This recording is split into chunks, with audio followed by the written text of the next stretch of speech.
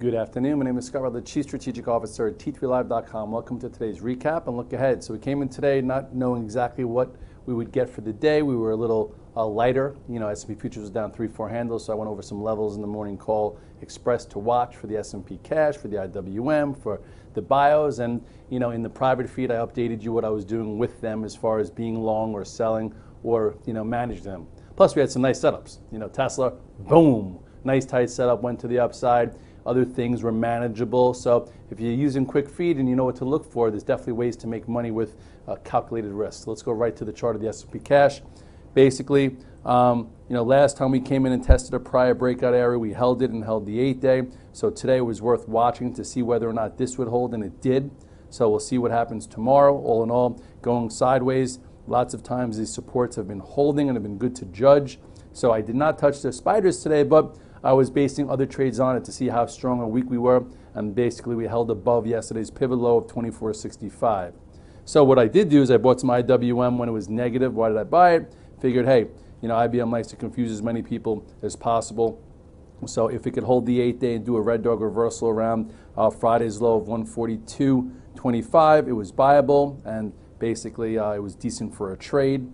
Did close at 142.81, so nice little red dog reversal if you know how to use it. And if you're on the private Twitter, I talked you guys through the trade as I was buying it around 142.10, added a 142.25, and I still have some overnight. We'll see how it fares tomorrow, but nice way to buy the dip if you were able to sell some strength into this 143.52 area. I did not hold the XLE. I just, we had a decent trade there. I didn't like the way Halliburton acted after having decent results. They sold it. So to me, it pushed above the 50-day and failed, so I took off the trade. Some of you guys are still long versus area. If that's you, you probably have more conviction in the energy names than I do. I like to trade, high beta tech. So around 9 o'clock, I posted a chart of Tesla on the RAA, which is the new private feed. That's only $10 a month, 50 cents a day. I think a lot of people paid for the next few years with today. But anyway, I was long it on Friday. I came in long BABA and Tesla. I had some risk down, so I wasn't worried this morning. And then Tesla exploded. Okay, I also tweeted to them that I was buying it pre-market because I just felt as if it was going to be ahead of the game with everything going on in European autos, et cetera, et cetera. It was holding in here. I actually had it overnight on Thursday into Friday, which wasn't as easy to hold. And P.S., there is the nice move. After hours, when Google came out and started getting hit, I actually sold it, so I'm not long Tesla overnight, but I'll see if it's buyable tomorrow. I don't know where it's going to open. There is a chance it tries to fill this gap, but for me, I was long it because I like this tight setup, and you were able to buy it today for that. Now we'll see how it opens tomorrow based on what Google does. Now listen, guys, when you trade from momentum, you trade after hours, you need to know your levels. When Netflix came out, I said if you can get above 167, 168 and hold it, it's a good after hours trade. So this morning I said, what does Google have to do? It's got to get above 1,008 and hold it. Why? Because that's the all-time high, and you only play for momentum if it gets above an all-time high and holds it. So the earnings came out, people weren't sure, does it include the write-off to the EU? And then once they figured it all out and it was still kind of in line and not enough, it sold down. So anyway, we'll see how Google acts tomorrow. But it did not get above and stay above the momentum level, so I did not touch it. And then when it started to come in, you had some time to reduce a few other things. But anyway, here is the 50-day. We'll see if it holds it after hours today. I don't think it was a horrible report, but it could see the 50-day. It just had a really big move from all the way down here after taking back this little pivot to the highs, and it wasn't enough, in my humble opinion, to blast off, and it didn't get above this and stay above it. So after hours, I would look around this 970. If that doesn't hold, there's really nothing that's so compelling on the chart wise. So anyway, that's Google. We'll see how it affects Amazon. Amazon, I did not take this time. We played it for a nice breakout above here, okay, and actually tested it and held it. That was from there, so I just didn't want to, bother with it, up from that. Remember that Friday low when we got filled around 1,015? But anyway, did not own it. We'll see how it acts tomorrow based on how Google's trading. Netflix, if you remember, okay, was a good trade. Why was it a good trade after hours? Because it got above the momentum high and stayed above it. And then if you did not buy it after hours because it's too risky for you, you know what? In the first 5 minutes after the report, the next day, it put a low in and then went and then gave you actually a nice little bull flag continuation trade. And now we'll see, does this hold and go sideways a little bit tomorrow. So we'll see how that setup works itself out.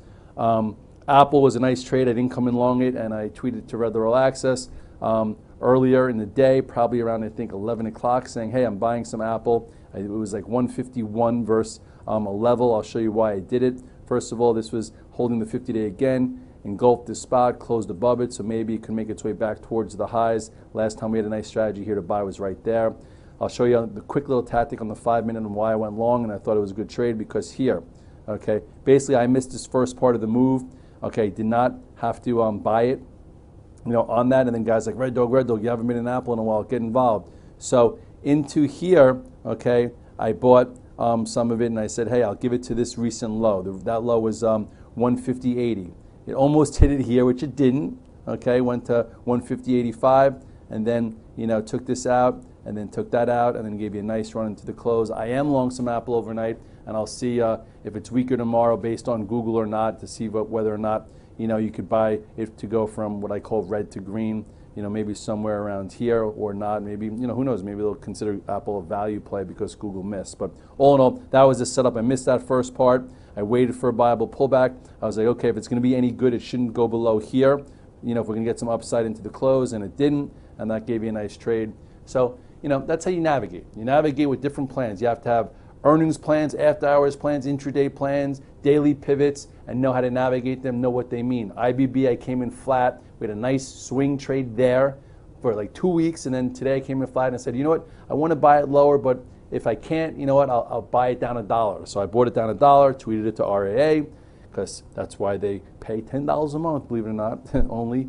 It basically held above this 322, and then you could have bought it when it took out Friday's high and closed well. We'll see if the bios get some attention, if tech comes off. This was your real swing media entry. We were buying it versus 308. This was the ad. And then I took it off Friday and made me feel better over the weekend to be able to buy it back today. And I am still long overnight, and we'll see what happens tomorrow if it could hold, just say this 323 if it opens down or not. So that's it. It's busy out there. Go trade, know your levels, have a plan. If you're not having success, $9.99 a month is my private Twitter feed. It's not Redler All Access, the full version. That gets videos, that gets a note, that gets everything. But the private Twitter feed gets pretty much what I used to do on the public Twitter all day long. But I'm doing it here now. It's a business decision, and I'm doing it more thoroughly. And in my humble opinion, it's probably the biggest value you'll ever find. Have a good night.